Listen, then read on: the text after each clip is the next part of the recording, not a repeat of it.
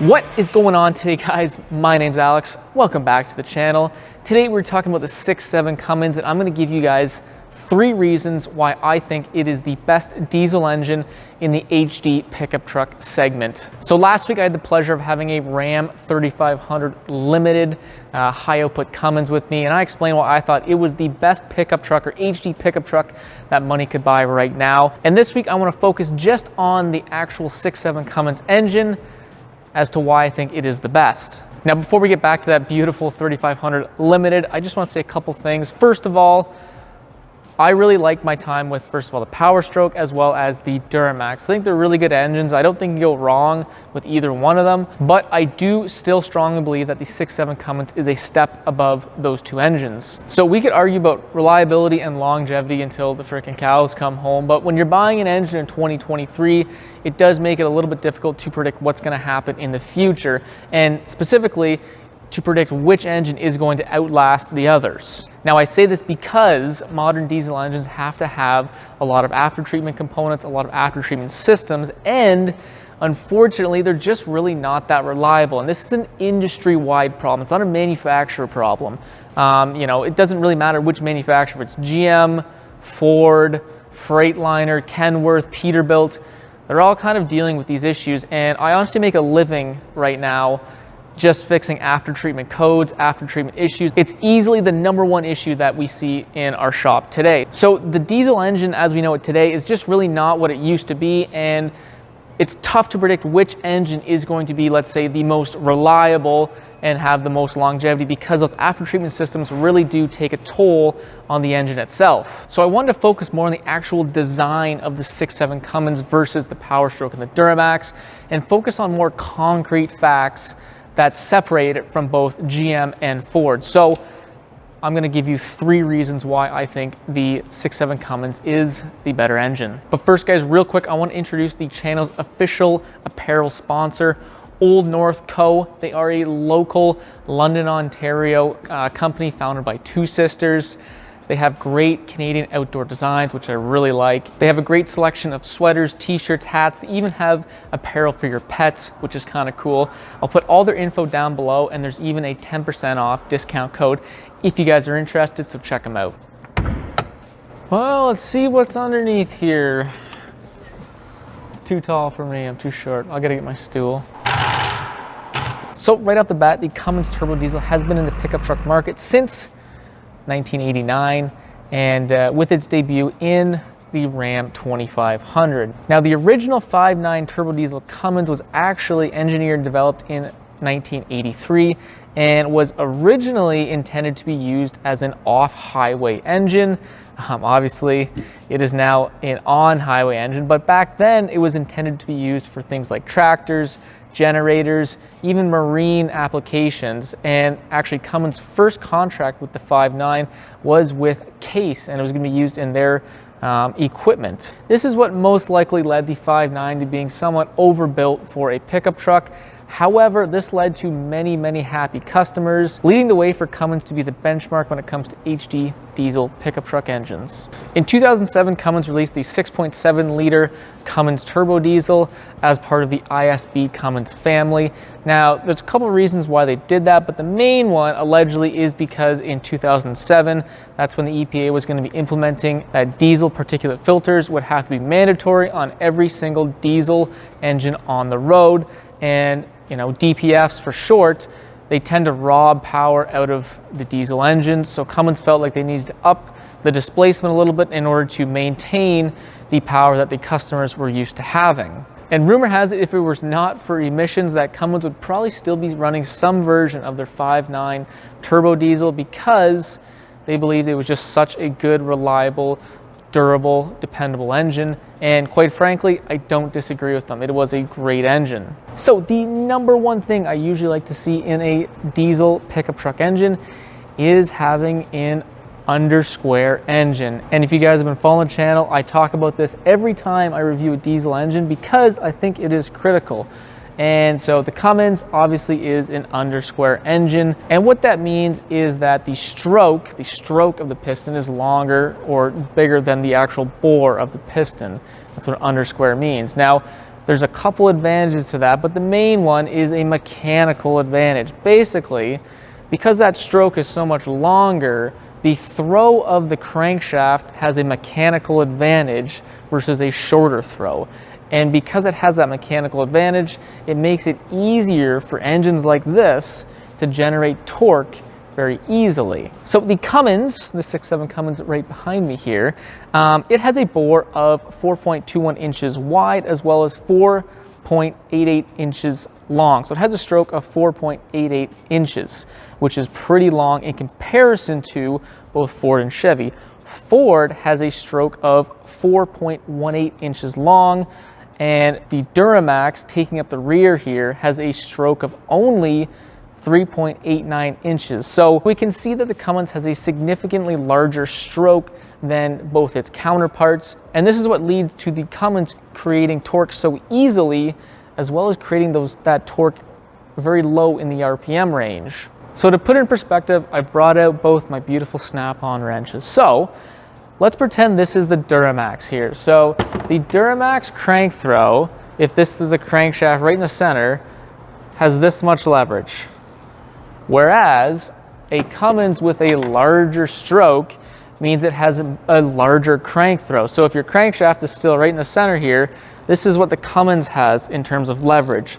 It's a lot more. That's basically the whole idea behind a longer stroke equaling an easier way of making torque. Now the second benefit that I just quickly mentioned is the fact that with an undersquare engine, you're going to be able to make torque much lower in the RPM band. So this high output Cummins makes its peak torque 1,070 pound-feet of torque at 1,300 RPM, which is better than the Duramax and better than the PowerStroke. And there's no secret why, it's because of the engine design.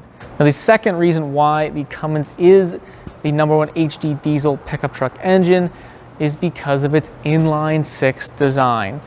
Inline 6 engines are naturally extremely well balanced, and when it comes to a diesel, there is enough vibration already. The last thing you want is to have added vibration, and there's nothing wrong with a V8, but typically a V8 is not necessarily a well-balanced engine, and there needs to be additional balancing measures to really try and help that vibration. The other benefit of having an inline 6 engine in comparison to a V8 is there's just less moving parts. There's only one head, you only have one head gasket, you have one intake manifold, one exhaust manifold. Things are just a little bit more simple, less things to go wrong. It's just a very simple design in terms of engine bay layout. You have your exhaust side over here, turbos down here, fresh air comes in through the intercooler, into your intake, into the engine. Intake side, exhaust side, engine. That's that. Where a V8, you know, you have two different banks. You have usually, mostly turbos buried in the back between the banks. You have piping going God knows everywhere. And so this just makes things a lot simpler. And usually simplicity equals reliability. Now the #1 downside of having inline 6 is the length of the engine. And I think that's honestly the main reason why both Ford and GM went with V8s, because V8s, they're great and they're nice and compact and they're not as long. I'm pretty sure Chevy had a really hard time just with their smaller 3-liter Duramax, which is an inline 6, which I actually really like. They had a hard time putting that in their truck, let alone a 6.7-liter inline 6. And so that's why the hoods and the noses of the Rams are always a little bit longer, because Ram knows they have to fit this beast in here lengthways. So that is definitely the one downside about an inline 6, is sometimes you can't fit it in. You could go down any highway in North America and find any semi truck, and I guarantee you they will be running an inline 6 undersquare diesel engine. It doesn't matter what make or model. It could be a Freightliner with a Detroit diesel. It could be a Kenworth with a Cummins in it. It could be a Peterbilt with a Packard in it, or even a Volvo with a Volvo engine in it. They will all be running an inline 6 engine because they are just such a wonderful design, naturally balanced, and they're just reliable engines. So that's why I really like why Cummins has gone with an inline 6 design from the absolute get-go, because it's just a very simple, reliable, strong engine. Now, there's nothing wrong with the V8 engine. In fact, they're fantastic engine designs for certain applications. Typically, a V8 has a very light rotating mass, which means it is really good at revving very quickly.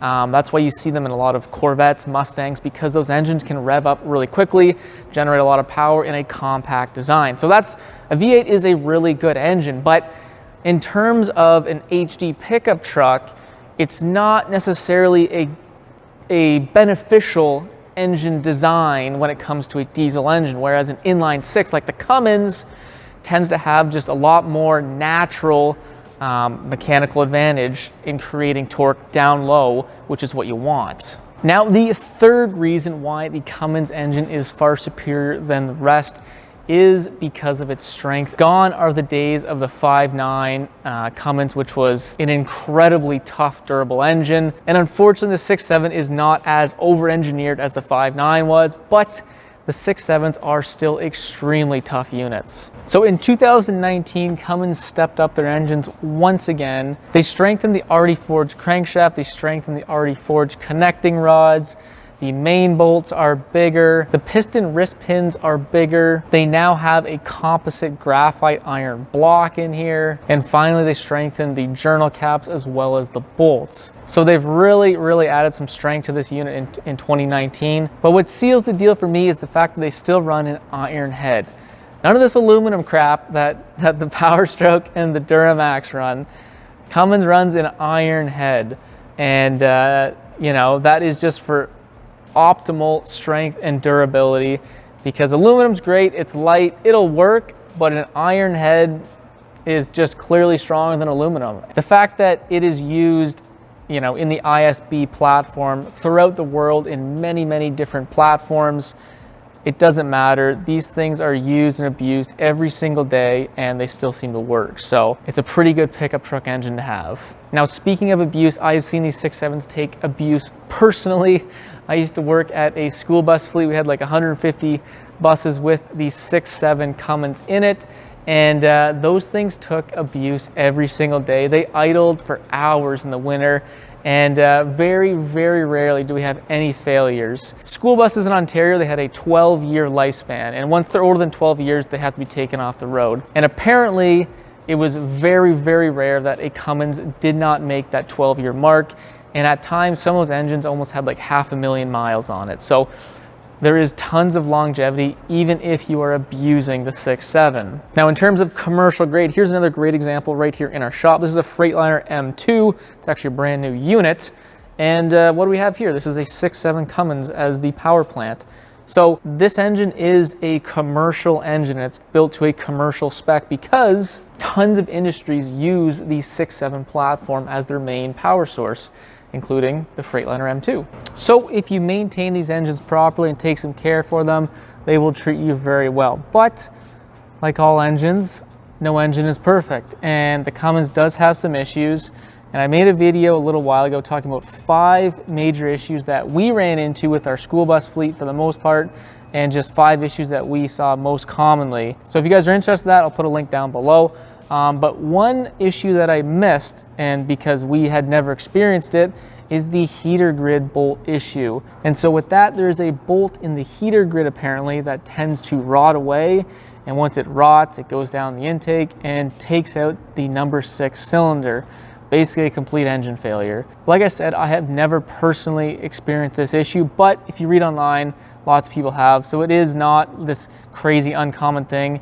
If you guys are truly worried about it, I would just delete your heater grid in general, especially if you're living down south. If you're living up north and you probably need that heater grid, I would try and find an aftermarket replacement. There's a bunch out there and it's not gonna really break the bank. So just something to look out for. All right, guys, so those are the 3 big reasons why I personally feel like the 6.7 Cummins is the best pickup truck engine. There is nothing inherently wrong with the 5LP Duramax or the 3rd gen PowerStroke.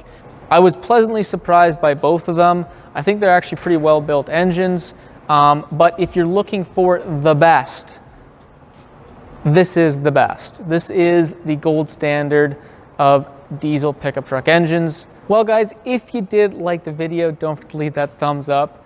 And if you like cool stuff like this, don't forget to subscribe.